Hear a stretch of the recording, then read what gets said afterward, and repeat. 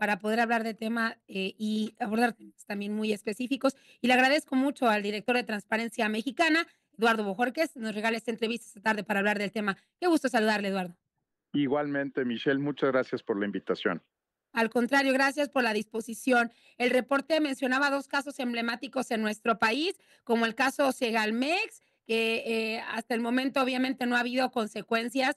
Sí se ha señalado constantemente, se reconoce que se cometieron faltas, pero hasta el momento no hay alguien, al menos en prisión, que esté pagando por este desfalco enorme. Y bueno, el más claro, también el de Odebrecht, donde en lugares como Brasil, Eduardo, hay personas en prisión y en México no hubo efecto de este también gran desvío de recursos. ¿Tu opinión sobre este tema? Sí, venimos arrastrando, Michelle, no solo casos de la administración del expresidente López Obrador, sino algunos de los que él como candidato señaló en la administración de Peña Nieto, en la administración de Calderón, y se vienen arrastrando. Odebrecht es un caso en donde la empresa incluso confesó, no era necesaria una gran investigación al respecto, había Mm, confesado haber entregado sobornos a funcionarios de la administración del expresidente Calderón y del expresidente Peña Nieto. Lo que tenía que hacer la Fiscalía General de la República era sencillamente recabar esa información que tenían las autoridades de los Estados Unidos y de Brasil, y pues iniciar un procedimiento judicial. Más de 12 años después seguimos sin ver ningún tipo de consecuencias para quienes participaron de Odebrecht. Y tú has dado detalle en este y en otros espacios informativos de temas como, por ejemplo, el caso de la estafa maestra, también con un alto nivel de impunidad, y se van agregando los casos, ¿no? Ahora es Segalmex también, que aunque tiene 26 carpetas de investigación abiertas y en la parte administrativa ha habido algunas sanciones menores, todavía no llega por la vía penal a ser objeto de sanción por parte de un juez. ¿Qué nos dice esto, Michelle? Que bueno, pues que no solamente no se revirtió la corrupción de los expresidentes anteriores, ¿te acuerdas que incluso invertimos cientos de millones de pesos en una consulta que tuvo que organizar el Instituto sí. Nacional Electoral?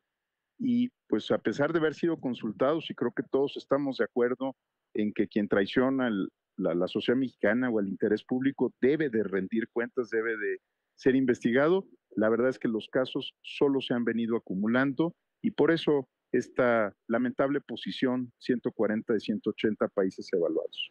Y sabes, es que no se nos olvide también el caso de Panama Papers, que ese sí fue un trabajo internacional de varias agencias informativas y donde muchos mexicanos estaban involucrados en el depósito de recursos en paraísos extranjeros.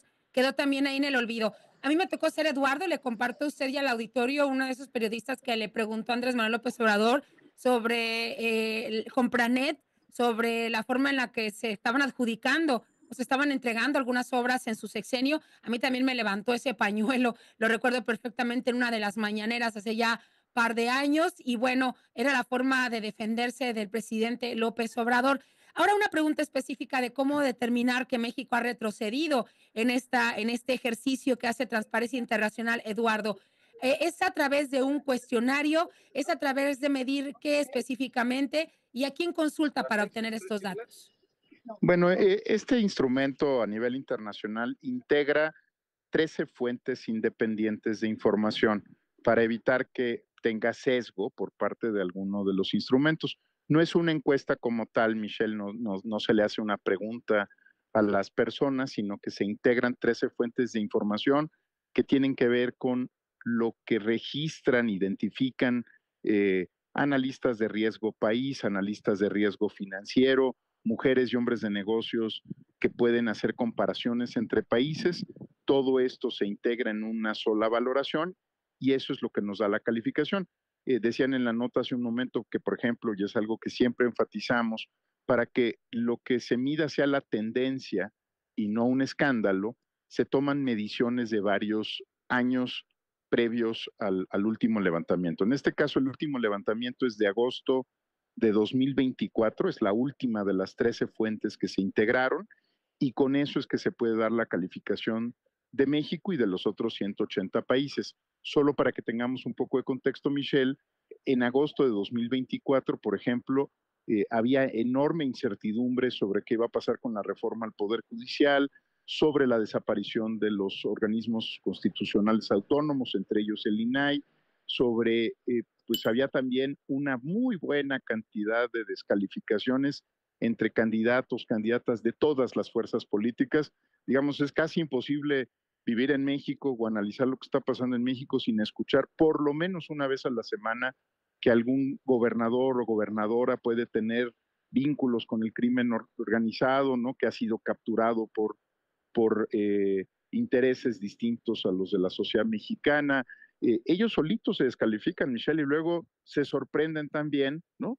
De que caiga la calificación y la percepción de este tema en México. Recuérdalo, Ujú. en campaña se dicen de todo el tiempo, ¿no? Y pues hay Y analistas y hay sí. opinión pública que está escuchando, Michelle, ¿no? Sí, y el más claro ejemplo es el que acabas de mencionar, un presidente, expresidente como Enrique Peña Nieto, que sirvió como argumento para ganar unas elecciones y al momento de someterlo a una consulta popular nacional resulta que no se le involucra en ningún acto de corrupción raro, sobre todo cuando es quien estuvo al frente de 6 años de nuestro país y por supuesto que se cometieron actos de corrupción en esta administración priista. Para cerrar, Eduardo Bojorquez, y agradecerte infinitamente esta entrevista, no será la última vez que platicamos si así nos lo permites. ¿Qué se espera con estos datos que tenemos ahora de la pasada administración y el cierre, obviamente, el último año de López Obrador? ¿Qué se espera con la administración de la presidenta Sheinbaum? Veíamos y escuchábamos a Raquel Buenrostro, quien encabeza una dependencia recientemente también que combate la corrupción, hablar de estrategias. Ustedes como organización, Eduardo Bojorquez, ¿qué esperan de esta administración? Mira, yo creo que la apuesta que hizo la presidenta Sheinbaum no es una mala apuesta. Trajo a la Secretaría a alguien que sabe de delitos económicos y financieros, fue titular del Servicio de Administración Tributaria, del SAT, sabe muy bien que junto con la corrupción hay también evasión y elusión fiscales, digamos, el Ujú, dinero que se roba de las arcas de la nación, además no paga impuestos, ¿verdad? ¿No? Se va, como decías hace un momento, a paraísos fiscales y a otros ujú. lados.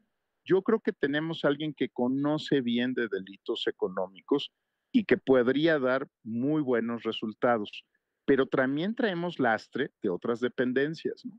Eh, no ha sido poco identificado por la opinión pública, al contrario, creo que hay una posición crítica al desempeño de la Auditoría Superior de la Federación, ¿no? Que se le ha visto, en opinión de muchos analistas, como acomodaticia.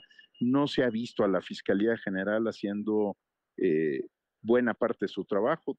No soy el primero en señalarlo, ¿no? Hay Ujú. listas de organizaciones, ¿no? Que han criticado duramente el trabajo y el desempeño de la Fiscalía. Y tengo la impresión, Michelle, de que pues vamos a tener que esperar que sea la presidenta quien convoque a estos órganos, Sí. aunque no sean parte del Ejecutivo, para que empiecen a moverse, porque ahora no solo tenemos que mejorar, sino recuperar lo que perdimos en Así es. 2024 como país. Así es. Eduardo Bojorquez, director de Transparencia Mexicana, gracias por esta entrevista. Gracias a ti, Michelle, por la oportunidad y gracias al auditorio. Al contrario, gracias a usted. Muy buena tarde, buen domingo.